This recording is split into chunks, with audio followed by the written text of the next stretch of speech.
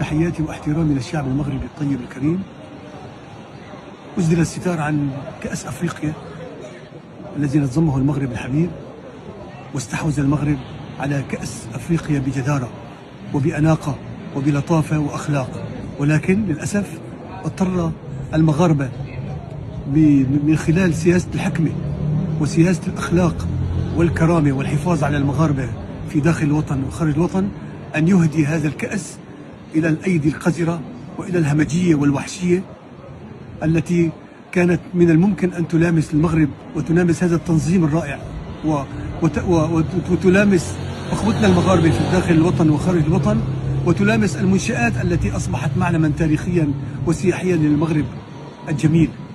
أوكي؟ وهنيئا لمن انفضحوا بشماتتهم وحقدهم وحقارتهم في الحقيقة من بعض الدول العربية التي أثبتت أن الأغلبية بهذه الأمة سياستهم هي الدم وهي الغدر والخيانة والتآمر، وليس غريبا على أمة ذبحت الخلفاء الراشدين في المساجد بخناجر مسمومة أن نرى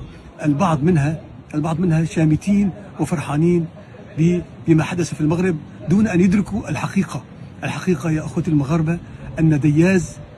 دياز هو أهدى المغاربة السعادة وأهدى المغاربة الأمان من خلال استجابته لسياسة حكيمة ولرؤية حكيمة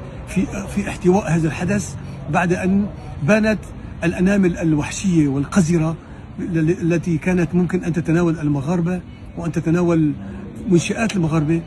المهم هنيئا للمغاربة هذه الأخلاق، وهنيئا لأخوتنا المغاربة هذه الحكمة في التعامل مع الأحداث، ويبقى المغرب هو أهم من الكأس، ويبقى المغرب هو الذي يكرم الكأس وليس الكأس الذي يكرمه. تحياتي لأخواتي المغاربة.